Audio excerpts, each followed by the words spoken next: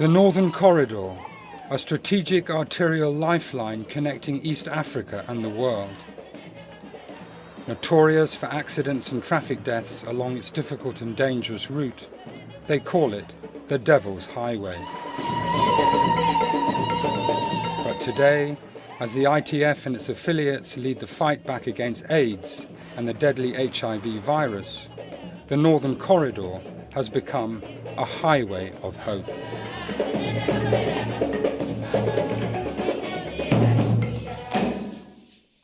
The Northern Corridor runs 1,200 kilometers from Mombasa in Kenya to Kampala in Uganda.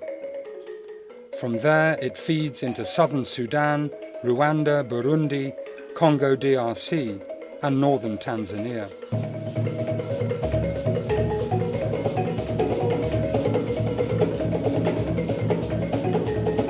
Like many transport corridors in the world, it has become a notorious HIV hotspot.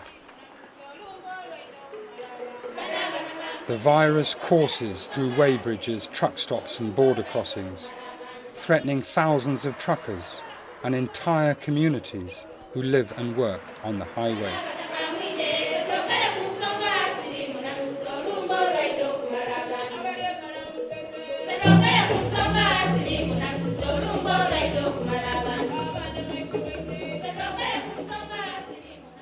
Uganda was once the epicenter of the HIV/AIDS pandemic. It was here that the killer disease was first confronted.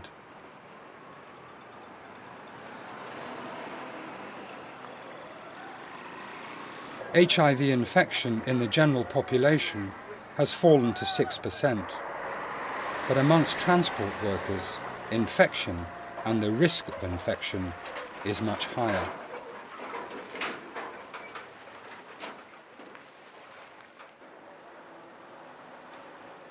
Kampala's inland container ports and the truck stop of Mbuya are typical HIV hotspots.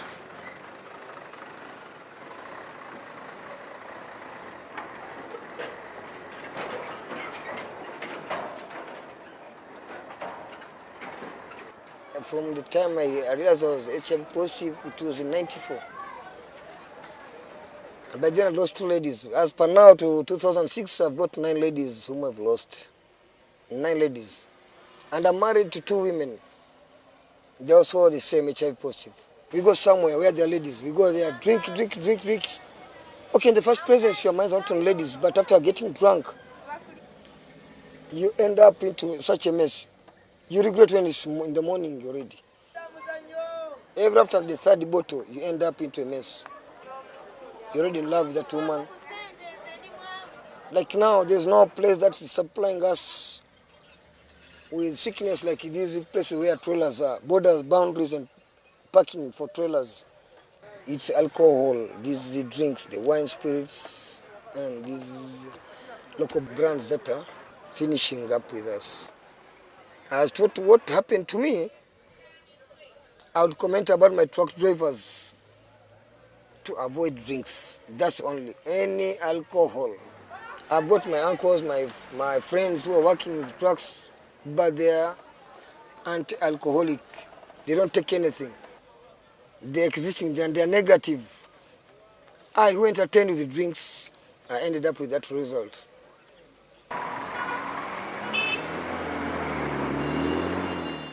ITF affiliates, like Uganda's Amalgamated Transport and General Workers Union, are driving the fight against HIV/AIDS. Not only here in Uganda, but around the globe.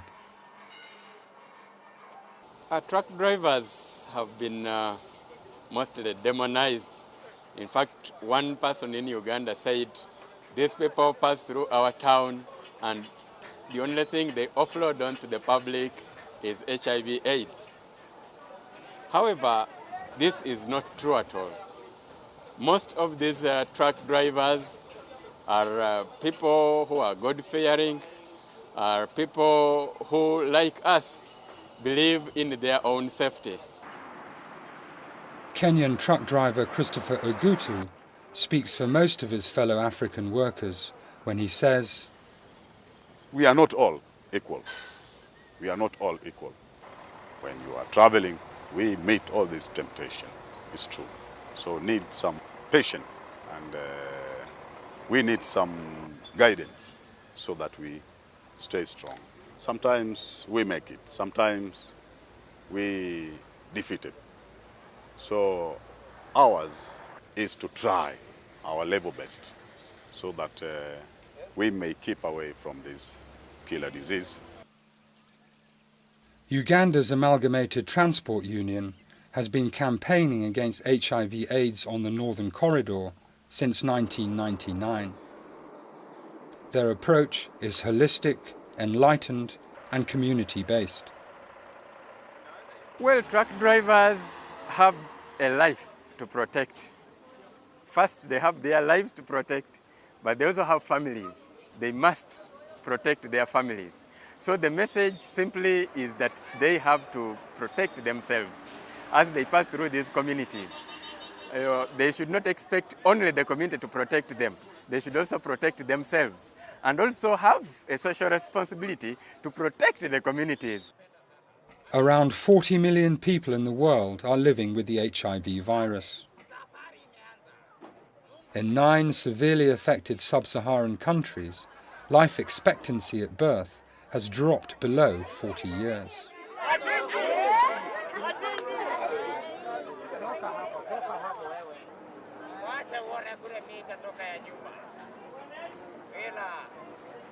Worldwide, 3 million people die of AIDS every year.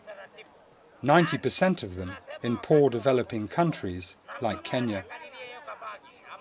Trapped between grinding poverty and underdevelopment, the wealth of nations passes them by. Life hangs in precarious balance, but the people endure unbroken.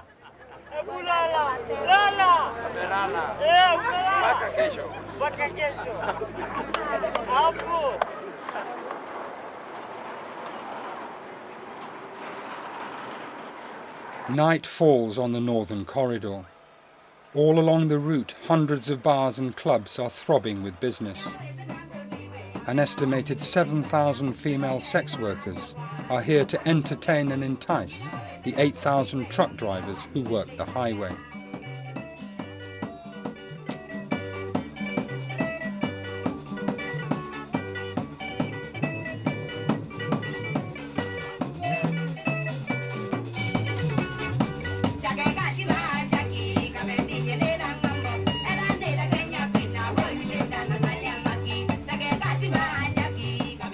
Long away from home and without decent facilities, truckers unwind after a tough working day. But truck drivers are not the only potential clients.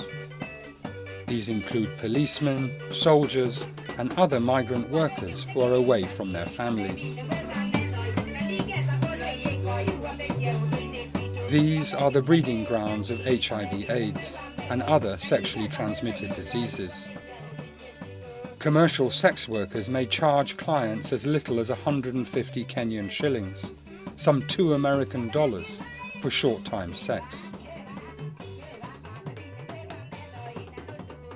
But there are sure signs that the safe sex message is finally getting through.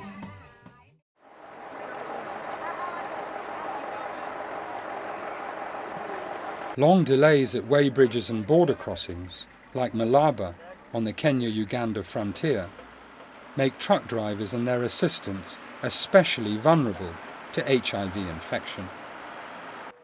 In May this year, Malaba became the first one-stop border post in East Africa. Transport industry, in fact, contributes more than 30% of the GDP in Kenya. So you can see the vital part that truck drivers, the railway, and other transporters and the port also play. So we want them to do good business and want them to do good business when they are healthy. This is a message we are emphasizing because we hope to break this vicious circle. So that we can see now rates, the infection rates dropping among the truck drivers, just as it's dropping in the countryside, in the other places in the country. We must accept that our roads are not one of the best. But even more, the problem is the border point, the crossing. And that's why we are here. We want to have one-stop kind of border crossing so that they don't have to stay here for less than 2 or 3 hours. That is our ultimate aim. And if this happens, then obviously they don't have to spend so much time on the road. And if they don't have to spend so much time on the road and from their families, we also expect that the rate of infection will go down. At Malaba, the Amalgamated Transport Workers Union has established a peer counselling group among commercial sex workers and the vulnerable low-income community. It is one of 4 community associations supported by the union on national highways and underscores a commitment to gender equality and empowering women.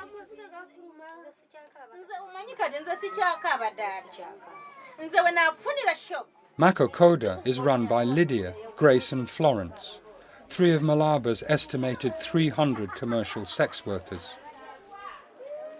All 3 of the women are HIV positive.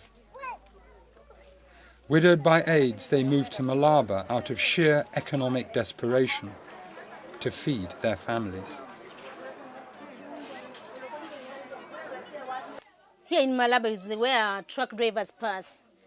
Everybody whose husband dies in the village has to come this way to look for the fittest. We have orphans. Even I now am living with 7 children. 5 are orphans, 2 are mine. As I found myself positive, I thought twice. I'm having grown-up girls. And also, I'm seeing these young girls who are on the street. Now I thought twice, if I don't educate these young girls here, are they also going to put on the same shoe? Am I? They are still young. They have not seen their generation.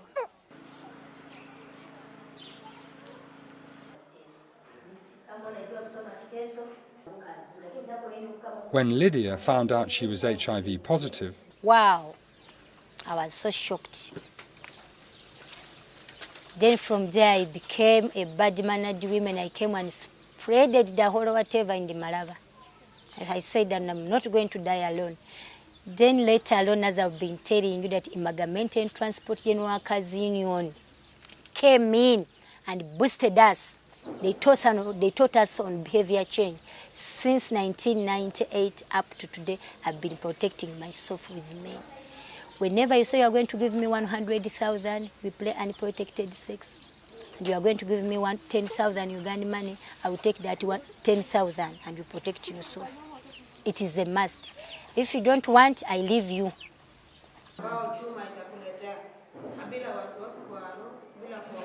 May I tell them this Uganda of today is very delicate. As human beings, we have those feelings, we have the nature, but we have to be careful with our lives. Because some of us, we have children to cater for, and even some who are still young, they need also to see their future. So when you are playing sex, you have to be very careful.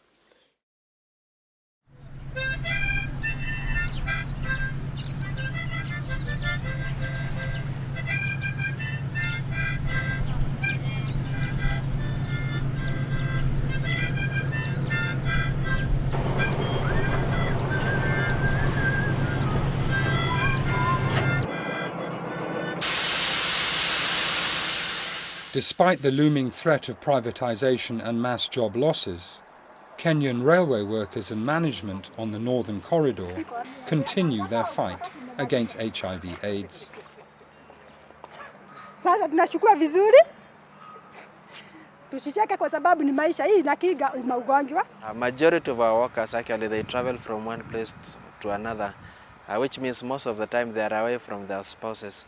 And because it has been proved that human beings love sex so much, at times even more than food, and the loneliness that they get when they move to faraway stations, they have to engage in sexual activities. So we have to sensitize our staff about the proper use of condoms. We have to create confidence in the use of condoms so that they can use them to protect themselves from these diseases. In the past, we have really lost a lot of our employees. And we know, and service industry like railways, you really have to train somebody. It is a very expensive undertaking, and it will be a very big loss when we lose our employees as a result of HIV and AIDS.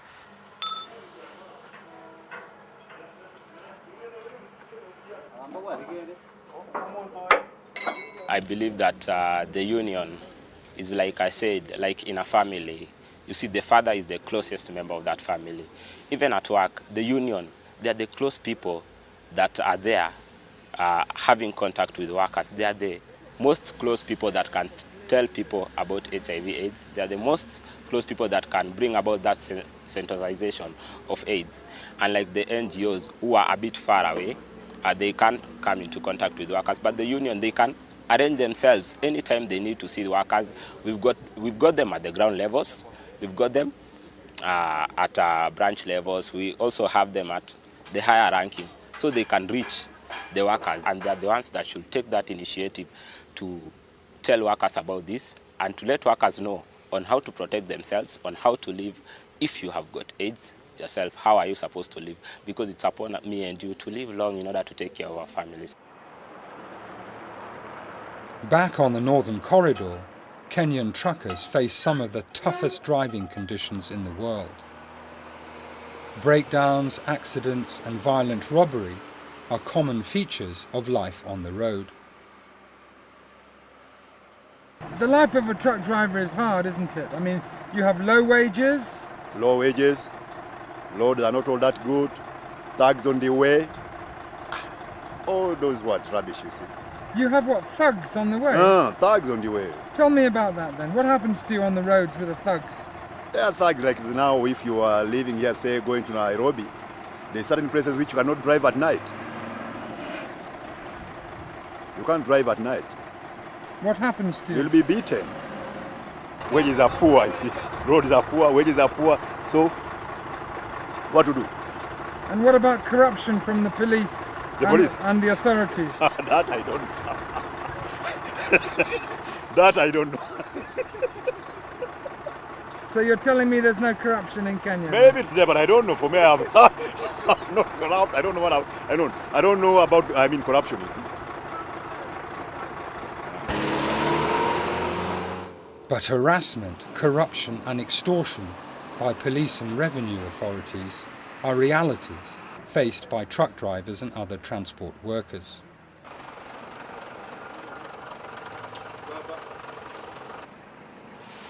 Often it is the driver and not the truck owner who is blamed for the poor condition of a vehicle, the expiry of licenses and overloading. Innocent drivers have been thrown into jail and abandoned by callous bosses who put profit before the welfare of their workers.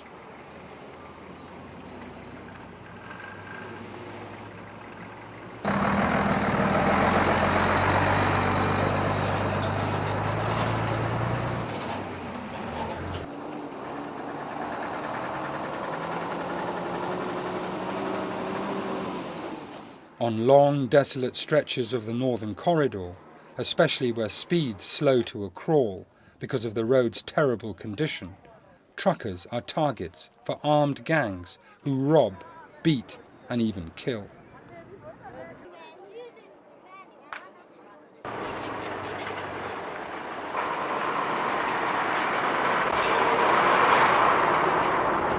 We met truck driver David Matuku, who told us his story. I was just driving from Nairobi to Mombasa. Then near Mutitwandei there. It was around 7 o'clock p.m. No, I just saw the roadblock, but it was for thieves. We were beaten. They took everything we had, the little money we had, then they ran away.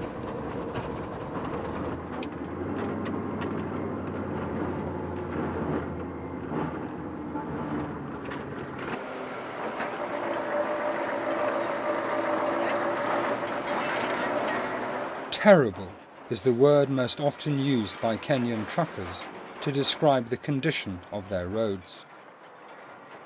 Only 18% of the highway system is classified as in good condition.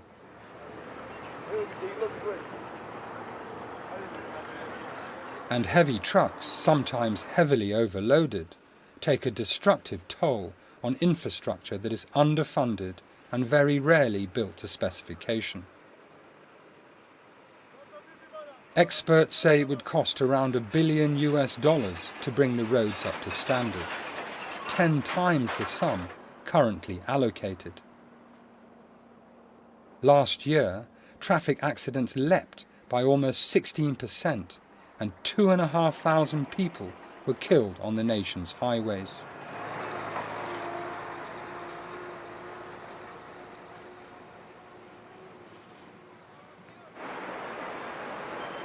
Nairobi, one of the richest cities in Africa, necklaced by the biggest slums in Africa. Kenya's economy grew by 5% last year, but the country needs still higher growth to escape the trap of poverty and dependence. Neoliberal economics and globalization have only added fuel to the fire of poverty and HIV/AIDS burning among the people.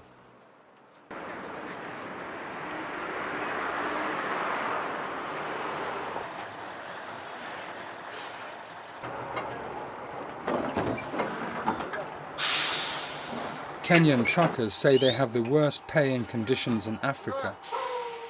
They earn around 10,000 shillings a month, about $150, and are given a small stipend for average journeys that often stretch to extra days on the road because of delays and breakdowns.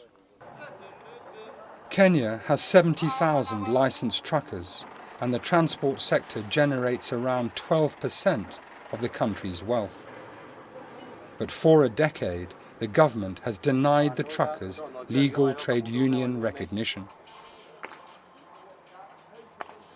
Would it be fair to say that the formation of a legal, recognised trade union would help you step up the fight against HIV/AIDS? Definitely, yes.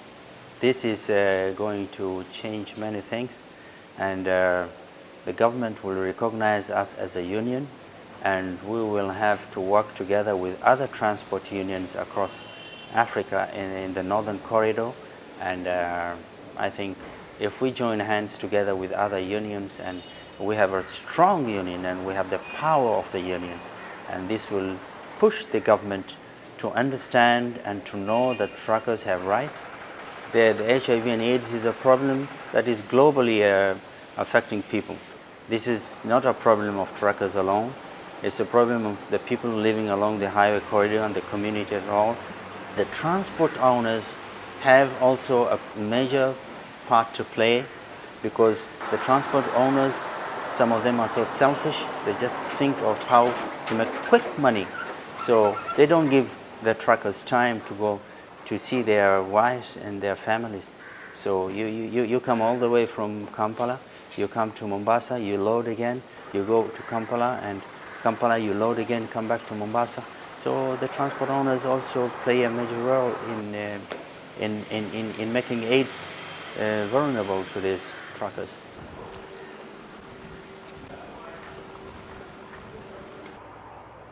Mombasa's port, the beginning and the end of the Northern Corridor.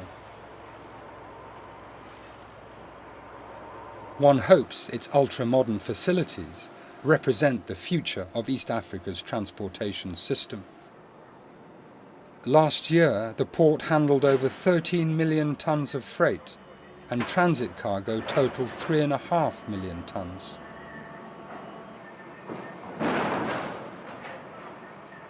Landlocked countries like Uganda, Rwanda, how can they get the cargo into the country? They can't fly every day by plane. So they all depend on their import and export through the ports of Mombasa or Dar es Salaam or Tanga. So Kenya port, Mombasa port has been very, very important. That is why you see every developing partner wants to help the North Corridor.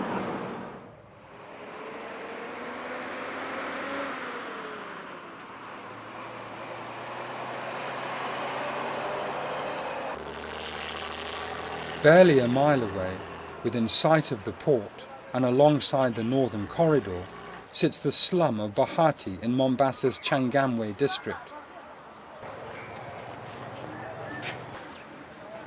HIV/AIDS has ravaged the community, but the community is fighting back.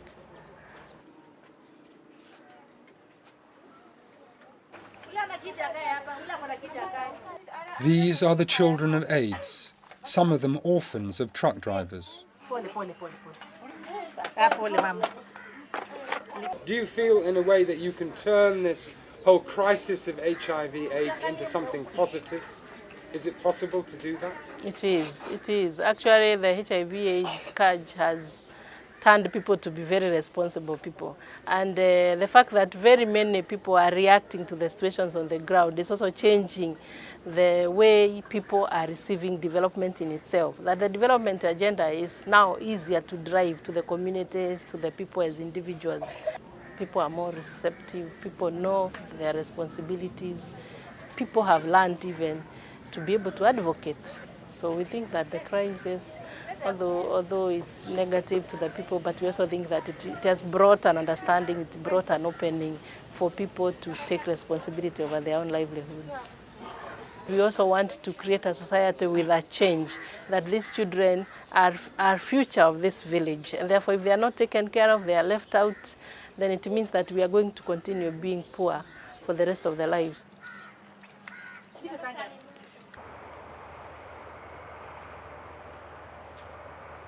For the people of Africa, those who live on the other side of the tracks, poverty and AIDS are inextricably linked. The higher the level of poverty, the greater the risk of HIV infection. Little 4-year-old Adiza Akoch is HIV positive. Inside this crumbling mud house, her mother Caroline is dying of AIDS. Siwezi kujua vile alikuwa anaenda hiyo masafari yako. Najua alikuwa mtu wa masafari. Alikuwa anafanya hapa port na hii magari makubwa haya ya kusafiri. Saa nyingine ya kubeba mizigo. Sasa huko anaenda, naweza kukaa kama wiki mbili ama ndio anarudi. Sasa vile tulikutana tukaoana, sikujua wala sikumuelewa njia zake zote. Sasa niliona tu anakuwa mgonjwa na anakufa. Hata tukajaribu kwenda hospitali tukashindwa. Sasa akakufa, kamzika. Mimi naweza kuambia nao pia wakuwe na roho ngumu, waangalie vile wanaweza kukaa na kuishi,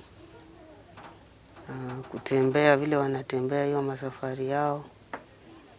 Wafuate vile maneno ambao inasungumuziwa, vile maneno inaenda.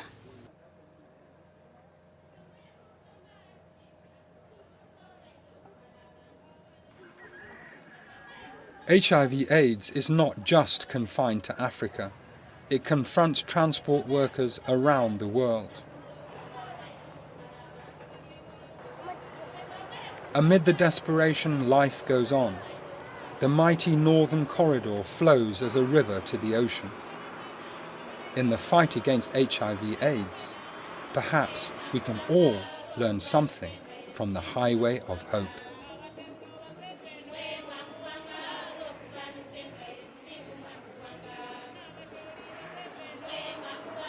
You tend to ignore that person that is having AIDS. You want to repel, go against him. But then we, as workers here, we are supposed to take each and every person as a family. I personally can help him. I can give him hope. I can be the very best person and the very best friend that can make him live much more longer and be happy and feel like the rest of the people that don't have the virus.